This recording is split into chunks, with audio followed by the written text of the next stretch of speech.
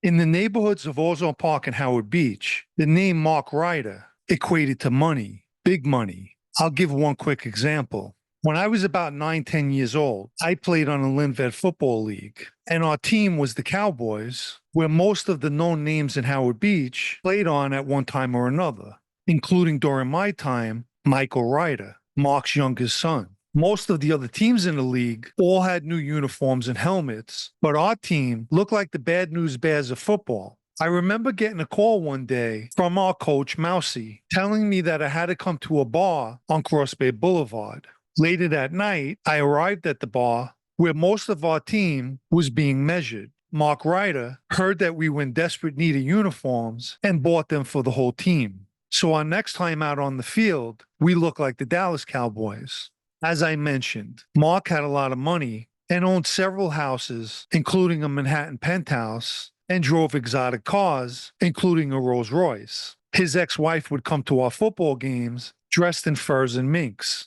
Leroy Nicky Barnes, while serving 5 years in Greenhaven in 1959 for drug charges, befriended Matty Madonna, and Matty educated Barnes to the ways of the street and how to run an organization.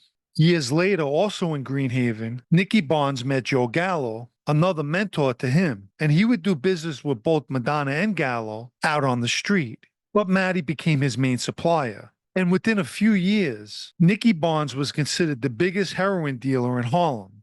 Mark Reiter was also in the drug game and was considered a supplier as well. And despite Barnes mostly dealing with Italians, he received packages from Reiter, who he knew to be a Jew, and an associate of the Gambino family. Where other well-known dealers in Harlem kept their distance from the Italians, Nicky Barnes was known for his dealings with the mob. While in prison, he learned to study history, and on the street, he became a student of the mob and its structure. And in 1972, created an organization that he named the Council, based on the mob's principles. Essentially, the Council controlled the majority of the heroin being sold in New York City.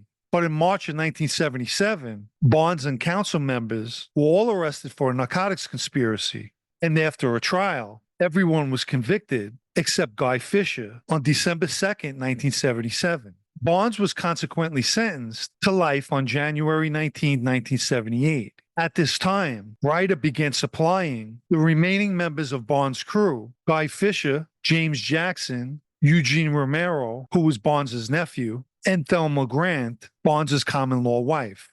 In 1982, an event that took place would have a great impact on the Gotti crew. A private Learjet carrying Salvatore Ruggiero and his wife crashed off the coast of Georgia on May 6, 1982, killing everyone on board.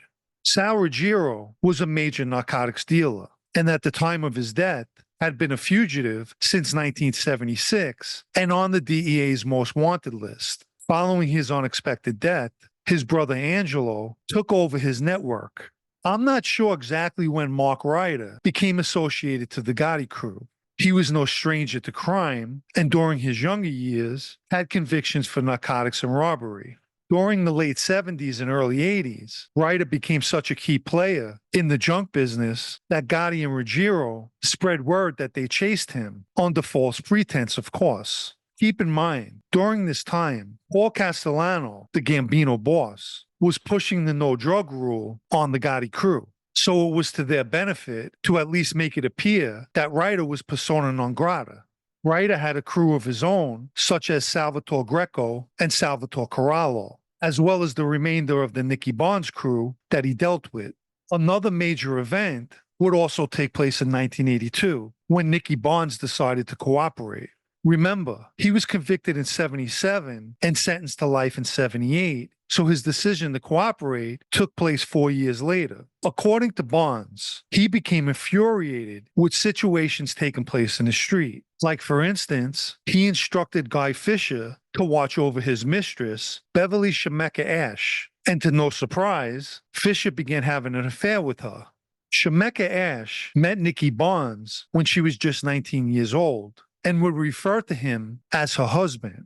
According to Barnes, when I went to the joint, I gave Guy Fisher a woman of mine and told him to look out for her, take care of her. I didn't expect him to start fucking her. I don't know why he had the boner, and I don't know why the other council members let him live after they knew what he did.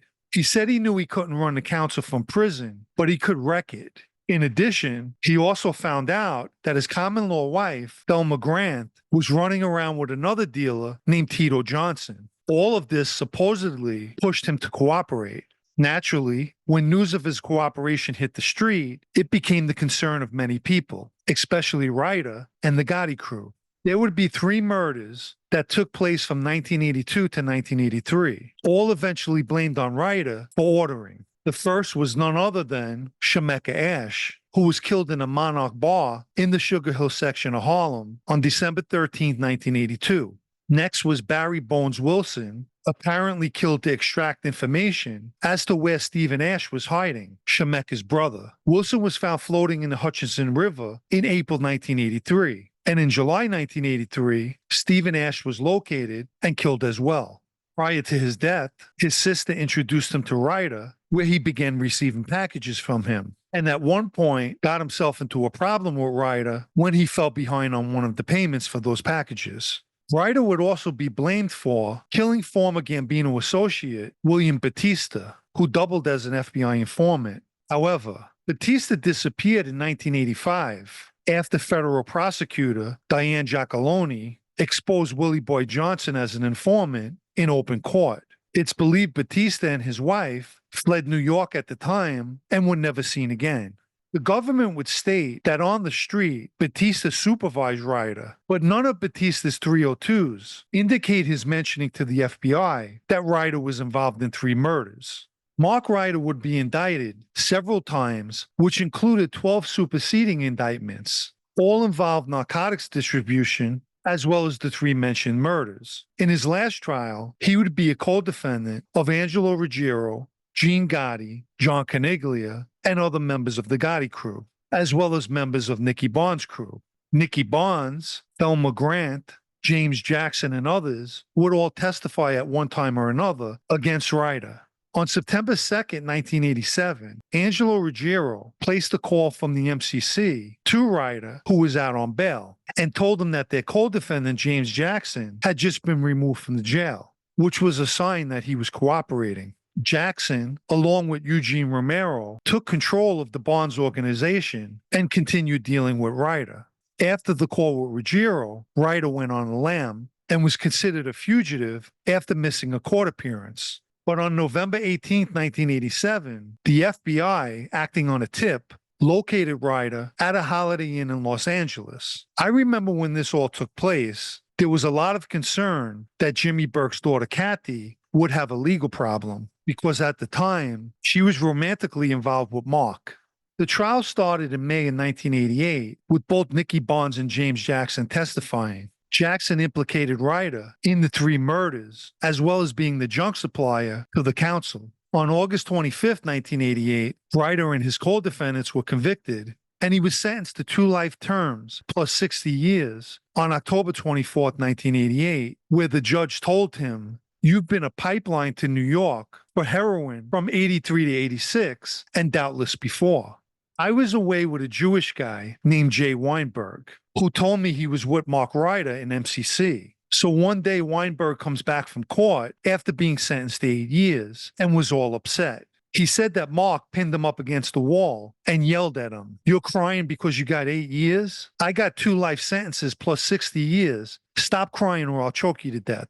Please remember to like this video if you haven't already. And for anyone who wants to show their appreciation, or more importantly, help keep this podcast going, you can do so by the Super Thanks icon down below or the PayPal Cash App links in the video's description.